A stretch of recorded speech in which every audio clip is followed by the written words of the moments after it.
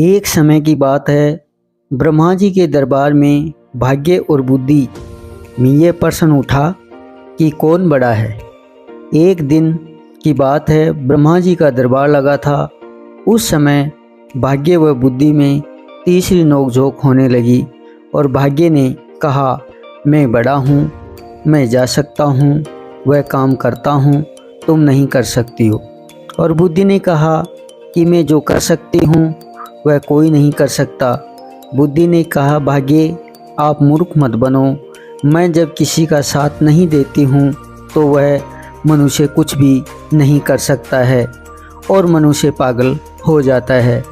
उसी समय भाग्य बोला, यदि मैं मनुष्य के साथ छोड़ दूँ तो वह कुछ नहीं कर सकता। अब दोनों में कौन बड़ा, यह सुझाव चल रहा था। उसी समय ब्रह्मा जी ने निर्णय लिया कि यह निर्णय मुझे करना होगा। तो ब्रह्मा जी ने कहा, क्या बात है? भाग्य ने कहा, भगवान, बुद्धि कहती है कि मैं बड़ी हूँ और अगर मैं किसी मनुष्य के साथ देती हूँ तो वह सभी के समान हो जाता है। इस प्रकार दोनों के तर्क सुनने के बाद ब्रह्मा जी के मन में विचार आया कि यह फैसला बड़ा मुश्किल है। अब ब्रह्मा जी ने कहा कि आप दोनों अपनी अपनी क्षमता का परीक्षण करके मुझे बताओ कि तुम कौन बड़ा है, तब पता चलेगा। भाग्य ने कहा, प्रभु जैसी आपकी इच्छा, लेकिन बुद्धि मेरे से बड़ी नहीं हो सकती। ब्रह्मा जी ने कहा कि यह एक चरवाहा है, इसका भाग्य भिन्न भिन्न देख। भाग्य ने कहा कि ब्रह्मा जी, पहले मुझे आदेश दो। अब बुद्धि भाग्य से कहने लगी, अब इसे सम्राट। बुद्धि ने कहा, मैं इसे दे रहा हूँ। अब भाग्य उस चरवाहे को सम्राट बनाने की सोचने लगा और चरवाहे के पास गया और उस चरवाहे के पास भाग्य ने केवल 3 बकरियां को ही देखा और एक टूटी सी झोंपड़ी है। वह पूरे दिन उन बकरियों को चराने में लगा रहता है और भाग्य ने सोचा, इसके पैरों में जूते भी नहीं हैं। अब भाग्य ने पासा पलटा और सोने के जूते लेकर उन्हें उस स्थान पर रख दिया से एक चरवाहे को चुना था, उस स्थान पर रख दिया। और चरवाहे ने उसे देखा कि सोने के जूते पड़े हैं। वह जान भी नहीं सका कि ये जूते सोने के हैं। उस चरवाहे ने पैरों में पैर लिए और सोचा, अब ये जूते पहनने के काम आएंगे। वह चरवाहा रोजाना उन जूतों को पहनकर जंगल में जाता और लकड़ियां काट कर लाते। अपने जीवन में कोई बदलाव नहीं हुआ तो भाग्य ने उस चरवाहे को खूब साथ दिया, लेकिन उसके जीवन में कोई बदलाव नहीं हुआ था। भाग्य सोचता था कि लोगों ने इसे सम्राट बना दिया था, लेकिन इसमें कोई बदलाव नहीं आया। यह तो पागलों की तरह रहता है। बुद्धि ने कहा, ये देखो, जब मैं इसके साथ नहीं दे रही हूँ तो ये कुछ भी नहीं कर सकता, बदलाव नहीं आ सकता, पागलों की तरह रहता है। एक देश का राजा जिसका नाम तेज प्रताप था। राजा तेज प्रताप एक सौदागर जो प्रतिदिन अपने ऊँटों पर पीतल लाद कर उसे बेचने के लिए जाता था, उस सौदागर ने देखा कि इस चरवाहे के पैरों में सोने के जूते हैं, लेकिन यह उनकी कदर नहीं करता। सौदागर ने सोचा कि इस चरवाहे इन जूतों के बारे में शायद कुछ नहीं जानते हैं। उस सौदागर ने पूछा, भाई, ये जूते तुम्हें कहाँ से मिले? उसने कहा, ये जूते मुझे जंगल के रास्ते में पड़े मिले थे। तो उस सौदागर ने कहा, ये जूते तुम मुझे बेच दो। तो चरवाहे ने कहा, बेच दूंगा, क्योंकि मैं बहुत दिनों से पहनता हूँ, लेकिन ये फटते भी नहीं हैं।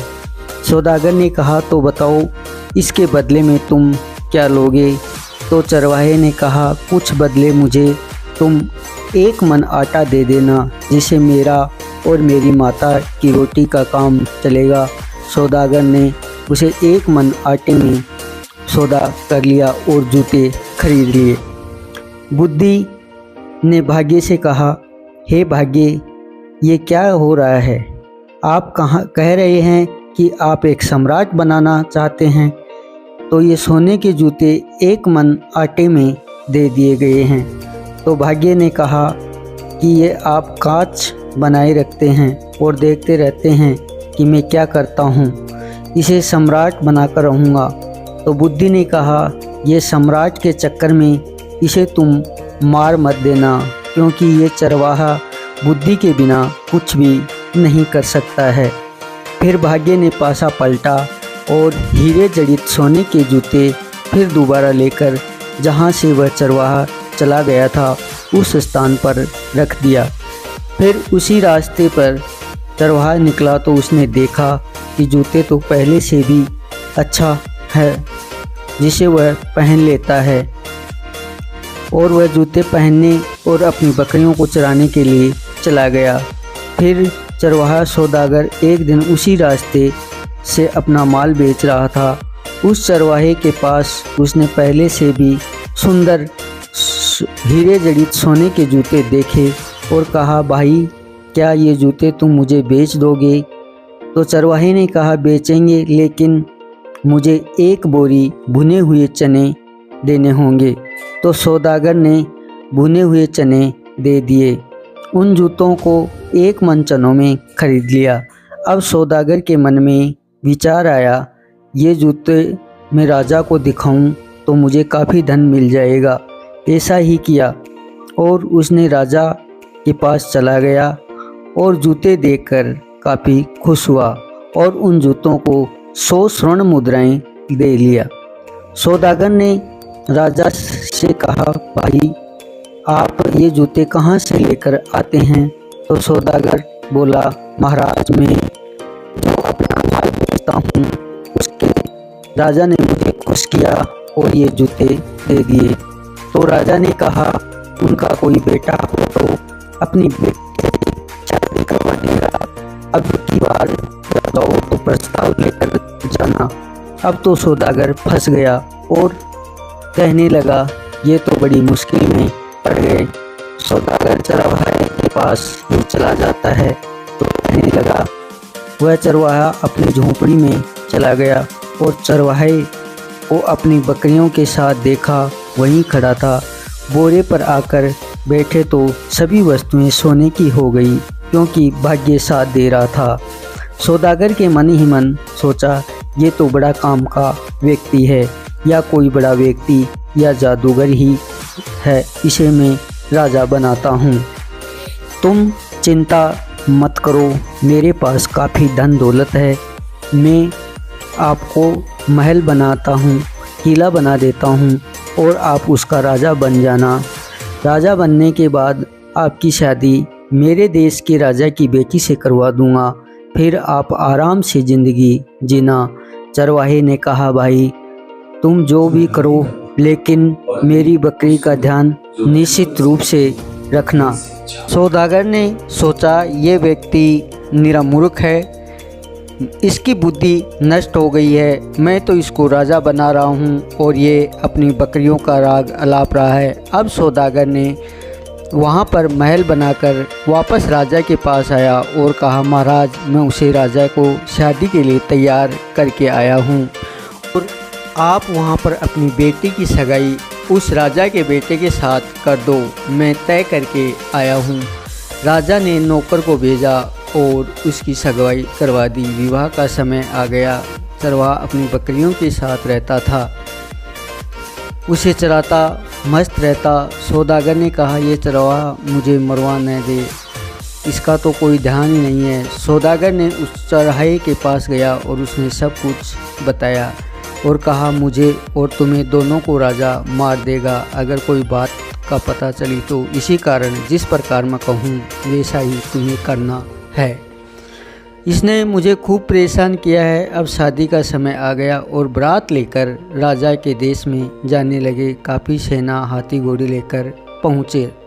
शादी की रस्म पूरी हुई। अब चरवाहे को एक अलग 7 मंजिला कमरे में सुला दिया। अब उसके वहाँ पर कई तरह की आवाज़ें आने लगी, क्योंकि उसको बचपन में उसकी माता भूतों की कहानियाँ सुनाया करती थी। तो उसे पायलों और चूड़ियों की आवाज़ें ऐसे ही आती कि उसने सोचा भूत आ गया है। वह एक खिड़की से चल रही प्रहार की तैयारी कर रही। उसी समय बुद्धि ने भाग्य से कहा, भाग्य, इस व्यक्ति को अगर किसी प्रकार से बचा सके तो बचा लो, वरना यह डर कर मर जाएगा क्योंकि इसमें बुद्धि नहीं है। भाग्य ने कहा, बुद्धि तुम बड़ी हो, मैं छोटा हूँ। बुद्धि तुम जीती, मैं हारा, पर इसे किसी प्रकार से बचाती हो तो बचा लो।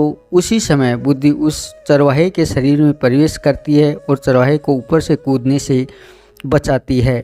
माँ जी ने कहा कि आप परीक्षा में सफल नहीं हो सकते, विशेष रूप से इसी कारण बुद्धि भाग्य से बड़ी है और बुद्धि के बिना कोई काम नहीं कर सकता, चाहे वह कितना ही धन दौलत वाला है। इसी कारण बुद्धि ही बड़ी है।